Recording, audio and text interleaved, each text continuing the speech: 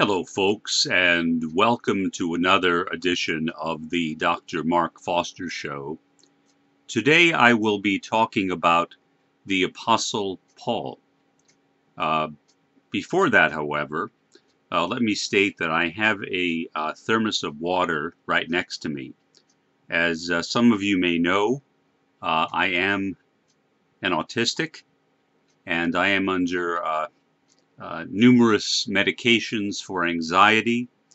One of those medications, mirtazapine, dries out my mouth, and I think the benefits of it outweigh the that slight inconvenience, and so I've continued taking it in spite of that problem that it causes in me. So periodically, I decided this time that I might want to take a bit of water, because actually the lack of water has been shortening the length that I would like to have these broadcasts be, and so that's why I have this thermos of water. So please excuse me if once in a while I pick up the thermos and take some water.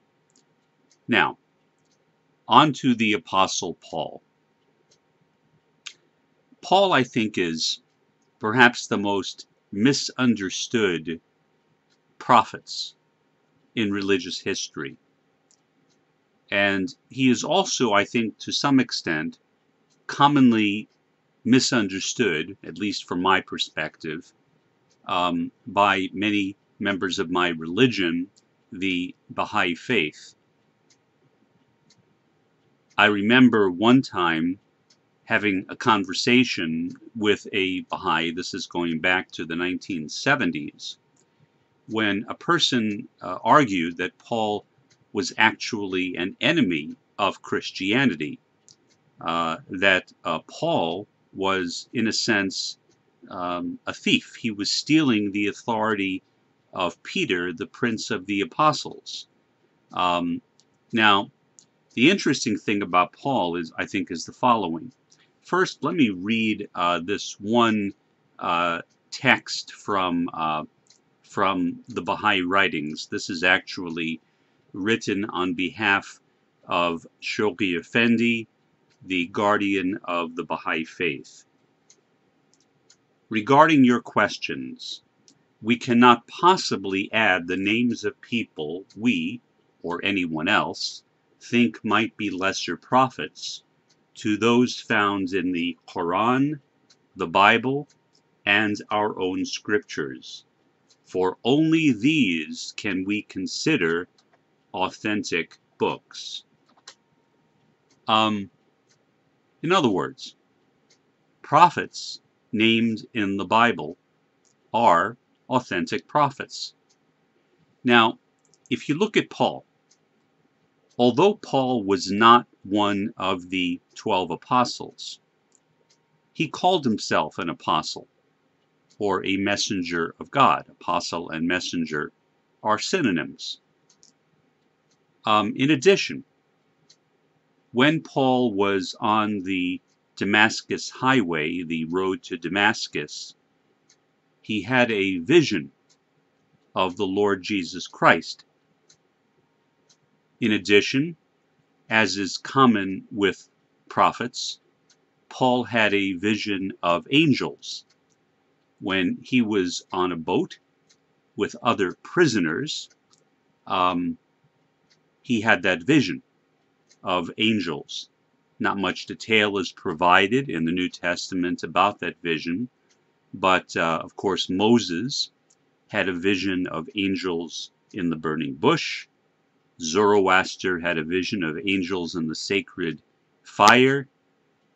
Jacob, or Yaakov, had an image of angels on the ladder between earth and heaven. Jesus and Muhammad had a vision of angels in the angel Gabriel, and of course Baha'u'llah had a vision of an angel whom he calls Horia, the black-eyed angel of white light, as I translate that name.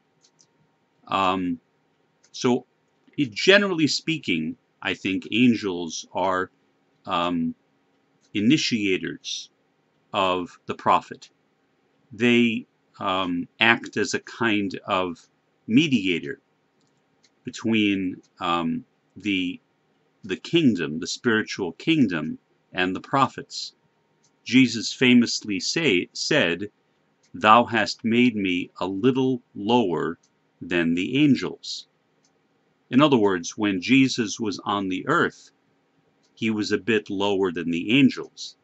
The angels operate a kind of intermediary position between this world and the world to come.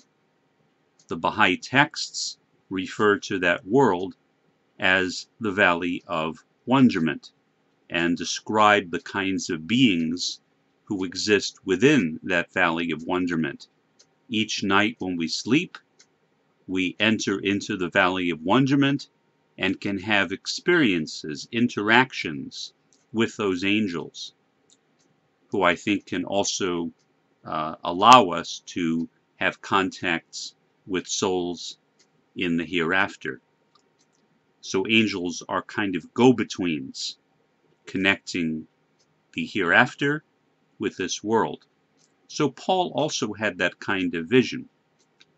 Now, so if Paul was, by his own claim, a messenger or a prophet of God, what does that mean for Christianity?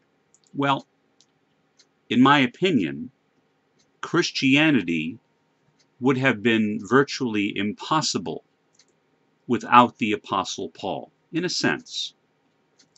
Here's what I mean by that. Christ revealed what became known as the Gospels, or the New Testament. The Gospels, or the Gospel, is the message of Jesus Christ. What Paul did in writing his epistles to various cultures, the church at Ephesus, the church at Corinth, and so on, was he demonstrated the universality of the Christian message. Unfortunately, and here I come to drinking that water, unfortunately, what some of the church fathers did is I think they twisted that message of Paul, those epistles of Paul, into a kind of systematic theology. But Paul was not a theologian. He was a prophet or messenger of God. He was not laying down universal principles. Instead, he was speaking to individual churches, with some exceptions. For instance, the church at Ephesus, the Ephesians, were relatively mature Christians, so Paul addressed them in that way. The church at Corinth, the Corinthians, were not so mature, and so Paul addressed them that way, and he was concerned about the kind of disorder that existed in the church at Corinth, with people doing all sorts of things that Paul regarded as being disorderly. So he encouraged the Corinthians to be more orderly in their practice of worship. If we try to take those different epistles and put them together and develop a coherent theology, I think we will fail. That perhaps is one of the major reasons why Christianity is divided up into so many different denominations and sects. Because you can take those epistles and combine them with one another in various ways and arrive at various conclusions and develop quite different theologies based upon how much weight you assign to various statements given in the New Testament. So, for instance, Paul said to the Corinthians, "Let your women be silent in the churches, for it is a shame for them to speak in the church. Most contemporary churches do not follow that. A few do, but most do not.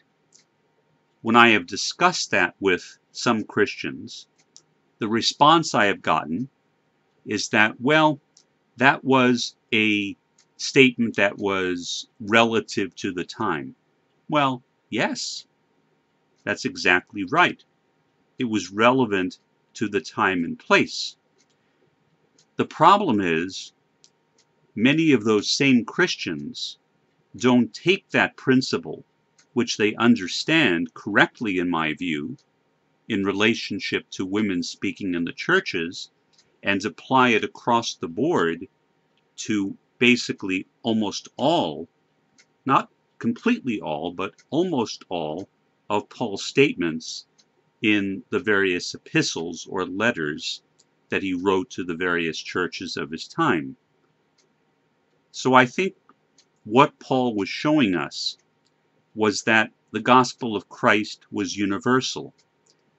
Rather than establishing a theology, he was instead doing quite a different thing. He was saying, look, the gospel of Christ is pure and wonderful. It is a gospel of love. And no matter where you live, no matter what culture you reside in, no matter what time you happen to be living in, you can take that gospel and apply it to your own culture. So that, I think, is the spiritual brilliance, the divine brilliance of the Apostle Paul, which again I think has been commonly misunderstood. But I think if you take it in that context and see Paul as perhaps somewhat comparable to the lesser prophets of the Old Testament, like Jeremiah and Daniel and Ezekiel, who were under the umbrella of Moses and who amplified and who exemplified the message of Moses, perhaps even more appropriately Aaron, Moses' brother, who was in effect a spokesperson for Moses. That really was what Paul did. He was a spokesperson for Christ. He made the message of Christ universal. That concludes this episode of the Dr. Mark Foster Show. Have a good one.